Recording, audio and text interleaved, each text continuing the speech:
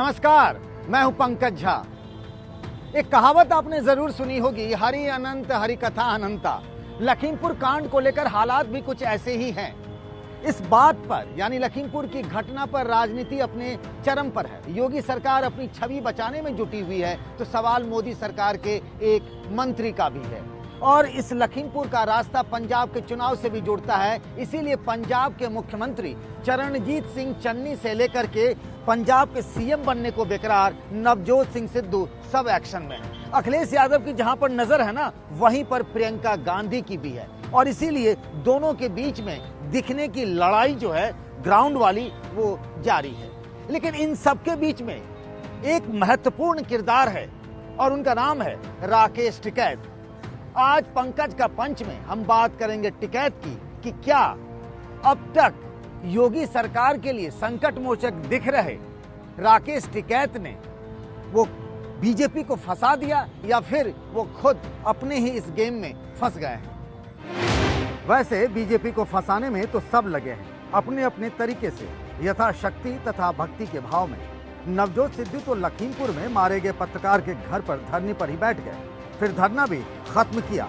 आखिर पंजाब में अगले साल चुनाव भी तो है और जिन किसानों की मौत हुई है वे सब सिख हैं। चुनाव तो सबसे बड़ा यूपी में है, जहां कांग्रेस को लड़ाई से अब तक बाहर समझा जाता रहा है। लेकिन प्रियंका ने तो लखीमपुर के बहाने योगी सरकार के खिलाफ झाड़ू वाली लड़ाई शुरू कर दी है। किसानों के इंसाफ के लिए शुरू हुई लड़ाई अब झाड़ू पर आ गई है। प्रियंका गांधी की ये दो तस्वीरें हैं, दोनों में झाड़ू लगाती हुई। पहले तो उन्होंने सीतापुर के उस गेस्ट हाउस में झाड़ू लगाया जहां पुलिस ने उन्हें रोक रखा था। 3 दिनों बाद प्रियंका लखनऊ में वाल्मीकि मंदिर में झाड़ू लगाने पहुंच गए। निशाने पर कहीं न कहीं एससी बिरादरी के वोटर थे। जो जातिवाद और जो इस तरह की मानसिकता रखता है वो समझ ले ये बात। अपमान मेरा नहीं कर रहे हैं, मैं उत्तर प्रदेश की जनता के लिए झाड़ू लगाऊंगी, पोछा लगाऊंगी, सब कुछ करूंगी।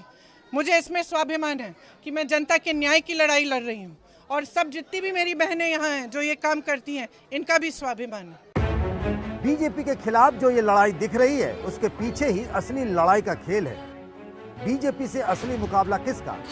बीजेपी के खिलाफ विरोधी नंबर 1 कौन? अखिलेश यादव, मायावती और प्रियंका में इस बात को लेकर होड़ मची है।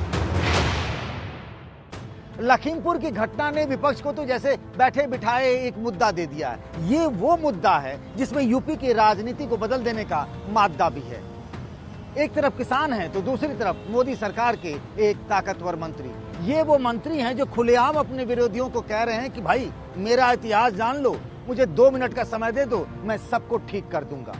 और यही सबसे बड़ी चिंता की बात है, क्योंकि यही वो बात है जहां से यूपी में चुनावी अखाड़े में कानून और व्यवस्था भी एक बड़ा मुद्दा बन सकती है, जिसका डर योगी आदित्यनाथ को शुरुआत से रहा है। प्रियंका की दादी इंदिरा गांधी ने बिहार में बेलछी की यात्रा कर इमरजेंसी के बाद सत्ता में धमाकेदार वापसी की थी। यूपी में कुछ ऐसे ही चमत्कार की उम्मीद में प्रियंका गांधी भी हैं। बीते रविवार को हुई घटना के बाद लखीमपुर में धारा 144 लगा दी गई। वहां किसी भी नेता के आने पर रोक लगा दी गई। प्रियंका गांधी जब लखनऊ से निकली तो फिर उन्हें सीतापुर में ही रोक लिया गया। आम आदमी पार्टी के राज्यसभा सांसद संजय सिंह को भी वहीं सीतापुर में ही पार्क कर दिया गया। यही नहीं, अखिलेश यादव जब इस शहर लखनऊ से जाना चाहते थे, उनको लखनऊ में ही पुलिस ने हिरासत में ले लिया गया। ऐसा लग रहा था कि पूरी सीमा जो है लखीमपुर की वो सील कर दी गई है, किसी को नहीं आने दिया जाएगा। लेकिन राकेश टिकैत दिल्ली पर गाजीपुर बॉर्डर से निकले और फिर बाय रोड ही वो लखीमपुर से पहुंच गए। उन्हें किसी ने रोका नहीं, किसी ने टोका नहीं, क्योंकि यूपी सरकार को राकेश टिकैत में अब अपने संकट मोचक दिख रहे थे। याद करिए कैसे राकेश टिकैत गाजीपुर बॉर्डर पर फूट फूट कर रोए थे। ये बात इसी साल की है। तब वे लगातार ये भी बता रहे थे कि पिछले लोकसभा चुनाव में उन्होंने बीजेपी को वोट किया था। राकेश टिकैत को लेकर तरह तरह के सवाल उठ रहे हैं, सत्ता पक्ष में भी और विपक्ष में भी। ये सारे सवाल टिकैत और यूपी सरकार में हुए समझौते के बाद खड़े हुए। सबसे बड़ा सवाल तो समझौते के बाद हुए प्रेस कॉन्फ्रेंस को लेकर है। राकेश टिकैत के बगल में यूपी के एडीजी कानून व्यवस्था प्रशांत कुमार और additional chief secretary Devesh Chaturvedi नजर आए। सबने मिलकर मीडिया को किसानों से हुए समझौते के बारे में बताया। गिरफ्तारी पे भी बनी है, एफआईआर भी दर्ज हुई है, सारी चीजें हुई है और जो पैसों की भी घोषणा शुरू हुई है, 45 लाख रुपया मृतक के परिवार को मिलेंगे, ये हुई है और जो गिरफ्तारी है वो भी होगी।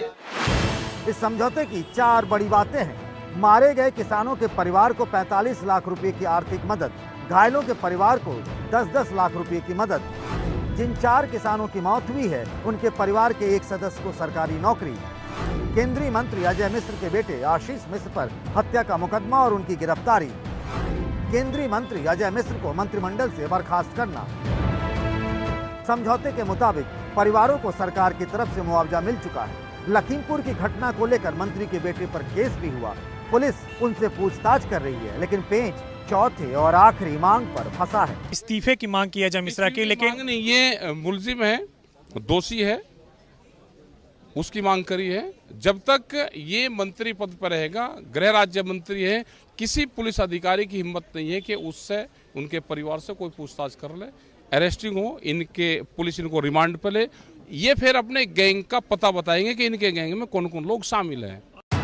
केंद्रीय गृह राज्य मंत्री अजय मिश्र टेनी को बर्खास्त करने का अधिकार सीएम योगी के पास नहीं है। ये फैसला तो पीएम मोदी को करना है। टेनी के बॉस मतलब केंद्रीय गृह मंत्री अमित शाह तो अपने जूनियर को पहले ही अभयदान दे चुके हैं। अब यहीं से राकेश टिकैत को यूपी में किसान आंदोलन को नई धार देने का बहाना मिल गया है।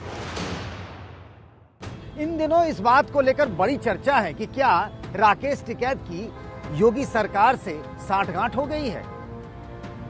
इस बात को लेकर विपक्ष के कई नेता भी आपस में खुसुर-फुसुर करने लगे हैं। ये वो नेता हैं जो कल तक राकेश टिकैत के पीछे यानी उनके समर्थन में खड़े थे।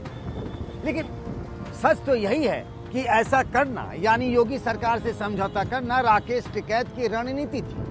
उन्होंने ये समझौते का फैसला लेने से पहले संयुक्त किसान मोर्चा के सभी बड़े नेताओं से बात की थी, उनसे सहमति ले ली थी।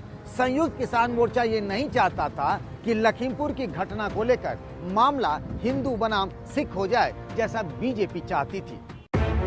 इसीलिए चारों किसानों के अंतिम संस्कार के समय राकेश टिकैत खुद उनके परिवार के साथ रहे। बहराइच के किसान गुरविंदर के परिवार को शक था कि उन्हें गोली मारी गई है, वे दोबारा पोस्टमार्टम चाहते थे। राकेश टिकैत ने इसके लिए बातचीत की और लखनऊ से डॉक्टरों की पूरी टीम आई। अब 12 अक्टूबर को किसानों के यहाँ भोग है। उसके बाद किसान संगठन से जुड़े लोग आंदोलन को तेज करेंगे। सबसे बड़ा खतरा तो इस बात का है कि किसान संगठनों ने यूपी में बीजेपी नेताओं के विरोध का ऐलान कर दिया है। ये कहा गया है कि बीजेपी नेताओं को अपने अपने गांव और इलाकों में न घुसने दे। पार्टी के कई विधायकों के साथ ये सब हो रहा है। पश्चिमी यूपी में तो कई बीजेपी के नेता इस चक्कर में चुनाव प्रचार तक नहीं कर पा रहे हैं। हाँ, एक बात और गौर करिएगा, पिछले 5-6 दिनों में आपने साक्षी महाराज को छोड़कर बीजेपी के किसी नेता को राकेश टिकैत के खिलाफ एक शब्द नहीं बोलते सुना होगा।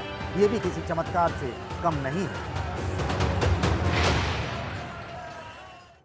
ये जो लखीमपुर को लेकर संग्राम मचा है ना, उसके पीछे इसी विधानसभा में पहुंचने की जोर आजमाइश है। अब तक जो किसान आंदोलन पश्चिमी यूपी तक सीमित था, अब वो सेंट्रल अवध तक पहुंच गया है। वो खतरा इस बात का भी है कि वो यूपी के पूर्वांचल तक भी पहुंच सकता है, और अगर ऐसा हुआ तो बीजेपी के लिए सबसे बड़ी परेशानी हो सकता है। और जिस किसान आंदोलन में एक तरीके से कह सकते हैं ना, ठहराव आ गया था, जिस किसान आंदोलन को राकेश टिकैत के आंसू ने एक नई धार दी, एक नई ताकत दी, अब उसी किसान आंदोलन को राकेश टिकैत पहले संकट मोचक बनकर और अब अपनी रणनीति से एक दूसरी दशा और दिशा देने में जुटे हुए हैं। और इसमें सबसे बड़े खतरे की बात यह भी है कि जिस तरीके से किसान संगठनों के लोग कह रहे हैं कि बीजेपी के नेताओं का हमें बायकॉट करना है, तो आज जो लखीमपुर में हुआ, बीजेपी और किसानों के बीच संघर्ष हुआ, जिसको लोग सिख बनाम दूसरी तरह का भी रंग देने की कोशिश कर रहे हैं, अगर वो यूपी के पूर्वांचल तक पहुंच गया, वहां भी बीजेपी के लोगों को, नेताओं को अपने गांवों, अपने इलाकों में घुसने से रोकने में कामयाब हो गए, तो ये बीजेपी के लिए आने वाले दिनों में सबसे बड़ी मुसीबत हो सकती है। पंकज का पंच में आज के लिए बस इतना ही। अगले हफ्ते फिर आप सबसे मुलाकात होगी किसी नए मुद्दे को लेकर। तब तक के लिए नमस्कार।